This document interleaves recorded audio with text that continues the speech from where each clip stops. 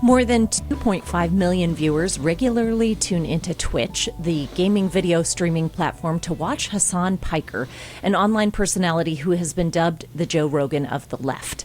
Piker, a 33-year-old Rutgers grad, mixes typical online bro talk about his fitness regime and his nicotine addiction with critique of U.S. foreign policy in the Middle East and pro-LGBTQ commentary.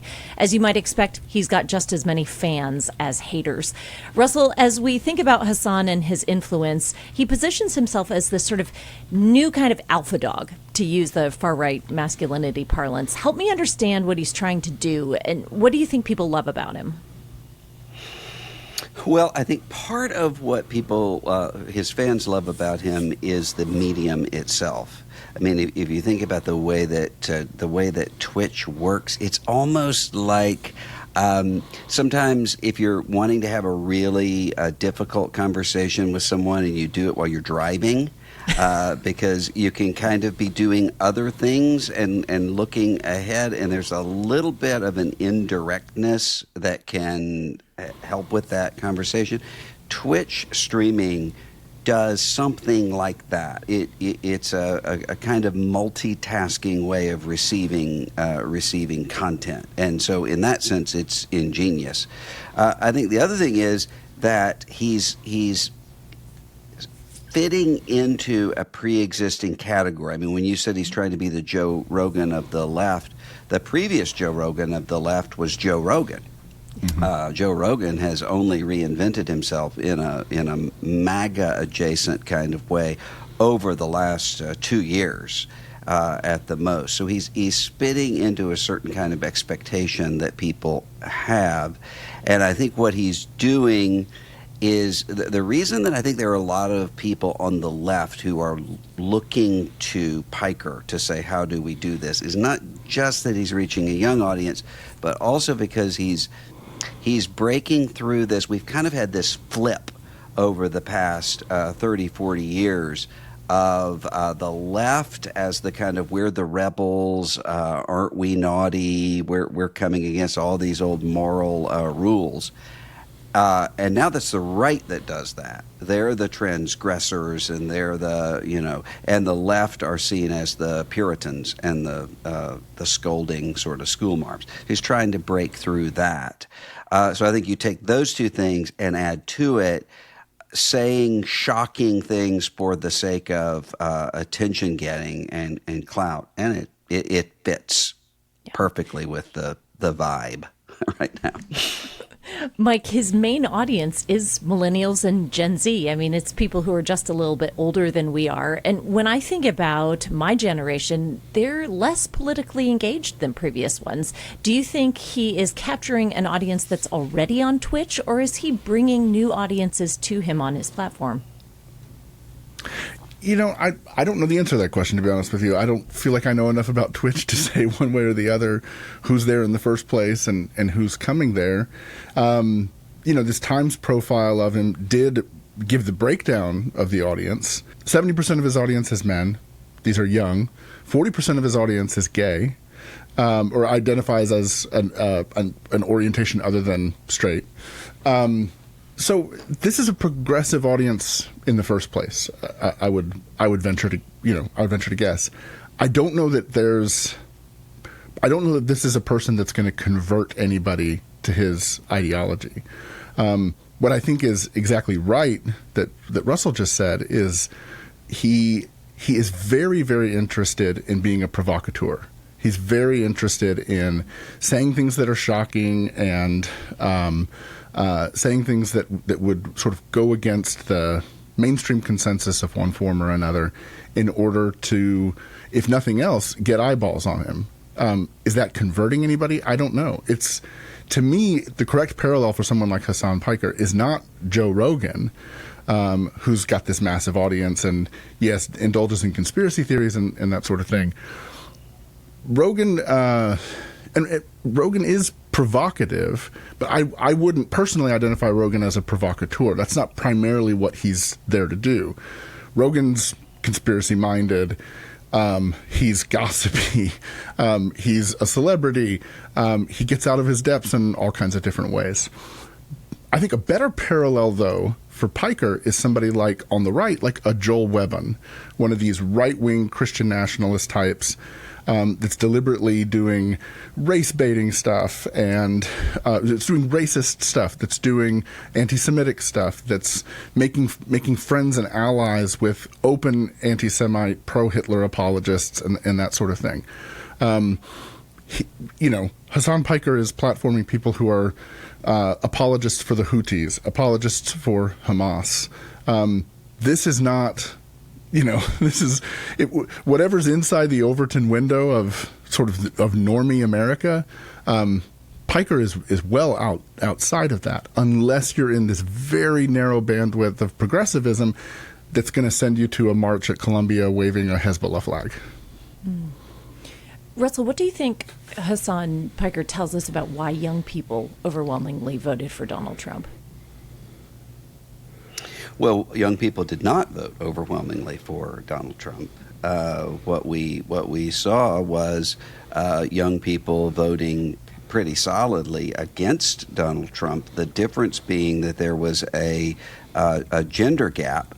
Where you had larger numbers of young men voting for Donald Trump than young women. If anything, women were as solidly or more solidly against Donald Trump than previous Republican years. I think it tells us a couple of things. One of those being exactly what I feared from the very beginning, which is the normalization of an entire generation of just assuming, well, this is what politics is like, and seeing that as being simply the option to take. Part of it had to do with, one of the things that's really interesting is seeing the differences in Gen Zers who came of age right before COVID and Gen Zers who came of age during and after COVID. And the differences are really, really stark when it comes to radicalization in both directions. And so that's going to be something I think we're going to have to be dealing with for a long time. Yeah, it seems, Mike, that a marker of Hasan Piker's work is that he has this blend of all of life is politics, that we can talk about gaming in one moment and we can talk about foreign policy or Medicare in another moment. What happens when we do this, when we view all of life through a political lens? Well, it's people have talked a lot about the idea that politics has become a substitute for religion. And I don't know that that's the best framing for this conversation because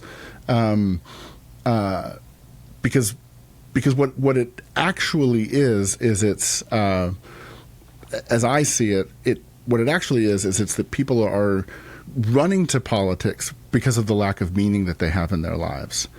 I don't think very many people who have sort of made MAGA the center of their lives, or who have made their progressivism the center of their lives, would identify that as their like a religious identity. They wouldn't openly identify it as, oh yes, this is how I worship now. This is my overarching worldview. I think what you get from people who sort of make their apologies for here's why I wear a MAGA hat, here's why I live the way I live, here's why I think the way I do about politics.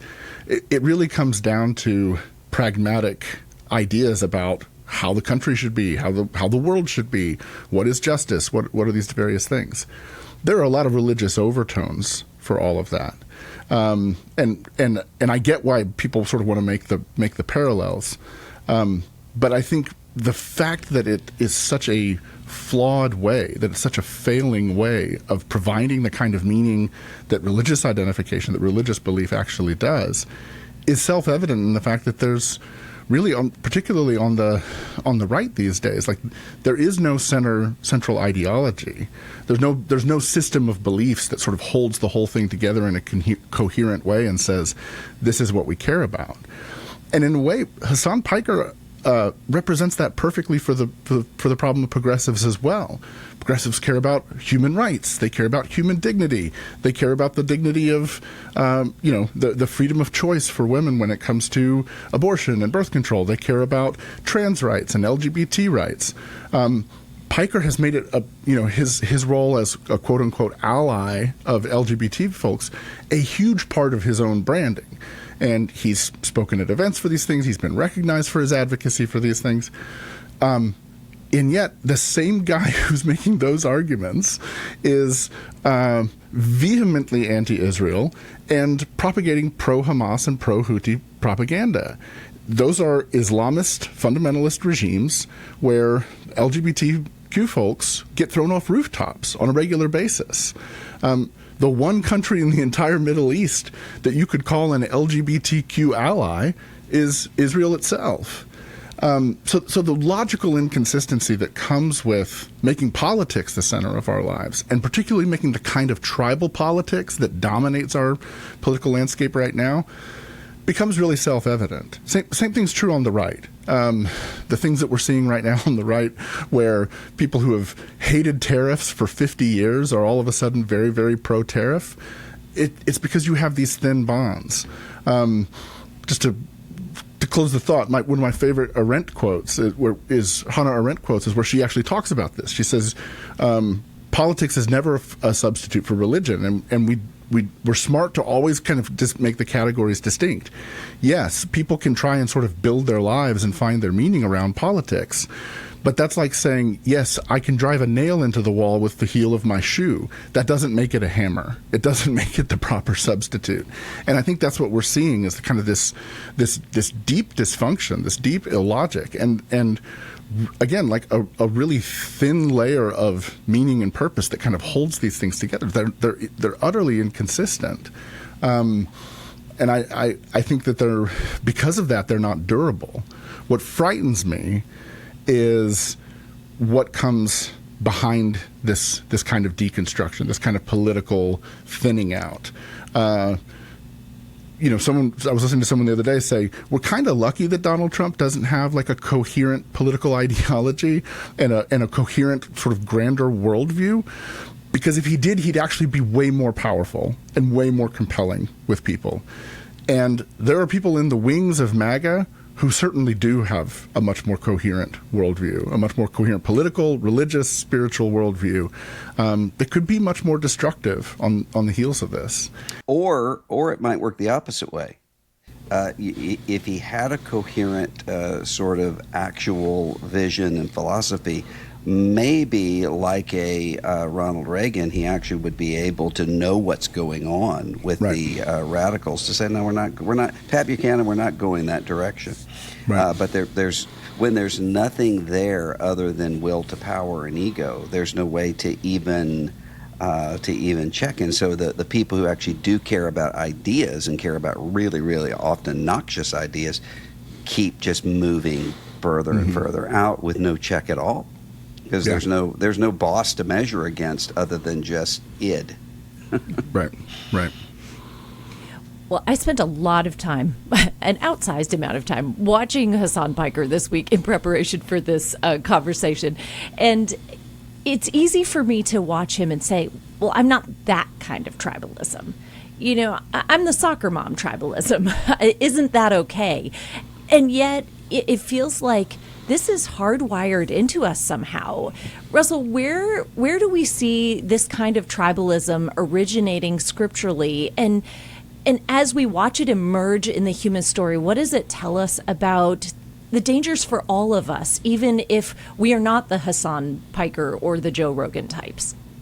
Well, here's where the politics has become religion is a completely accurate designation. What is it that we are designed to have? A vertical sort of understanding of what is the meaning of my life? Where do I fit into the story of the universe? And this horizontal sort of who are the people to whom I belong? Those two things are defined religiously.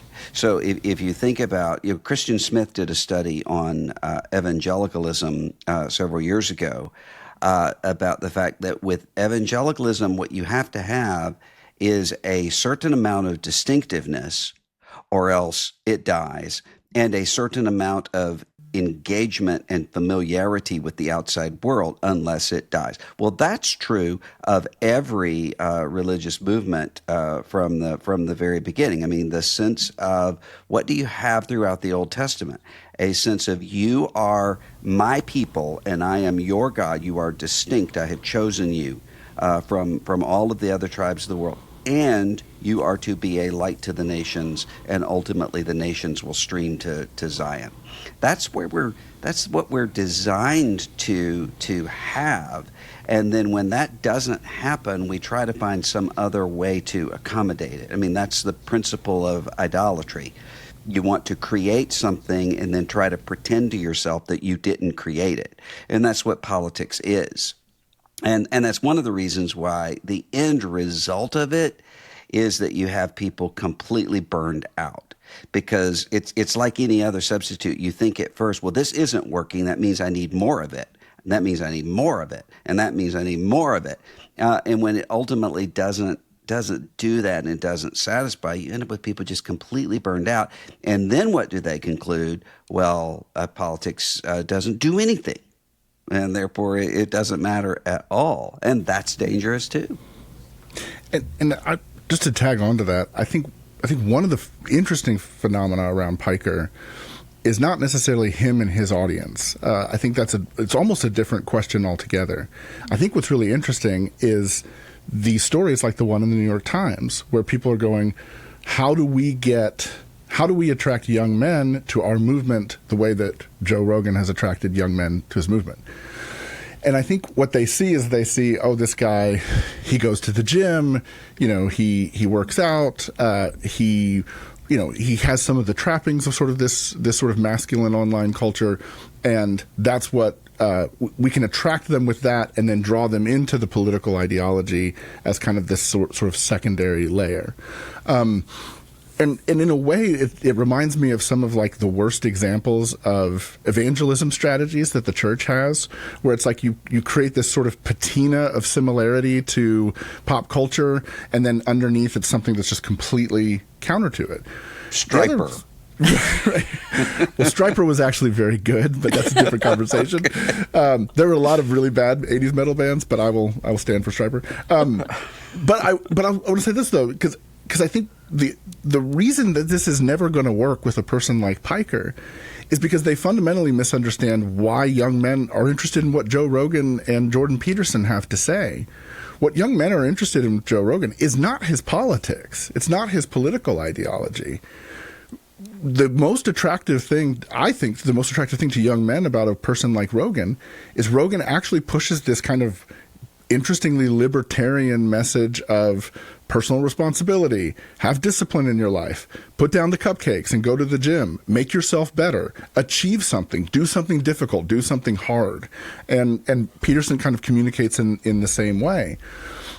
Piker is classic grievance culture. It's classic victim culture. And that's you're never going to bridge that gap when the fundamental messages of the two worlds are so far apart.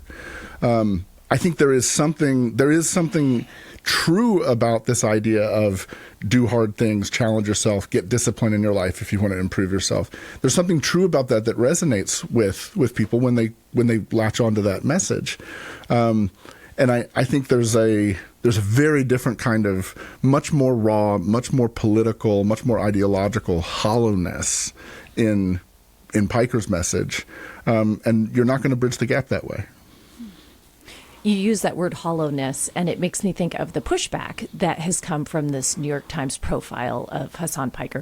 There have been a lot of people who have responded saying, hey, you said all of these things that seem innocuous about him. Did you ever mention? And they list a bunch of the issues that he has had, whether it is calling for the death of Rick Scott or posting a Houthi propaganda video on his channel.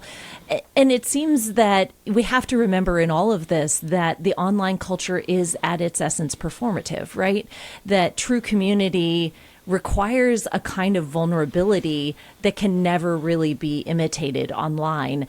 How would you, Russell, encourage someone toward that kind of vulnerability that keeps us from the tropes of tribalism and really allows us to enter into that kind of vertical and horizontal relationship that you've described.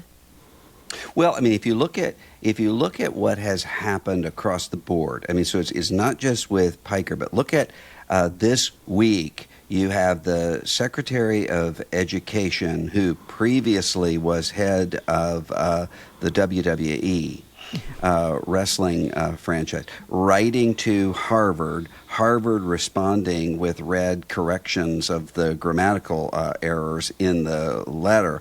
And you sit and think, who really would have imagined this sort of really juvenile sort of back and forth about some really serious matters about whether we're going to have cancer research for the next generation and so forth. So that the very thing that Neil Postman kind of worried about the gamification of all of life in politics, that has happened. That's the world that we're in right now.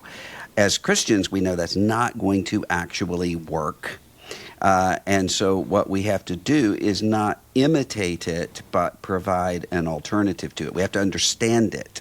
So you have to be Paul, provoked by idols, able to speak to the situation, but not imitating it and not simply presenting more of it.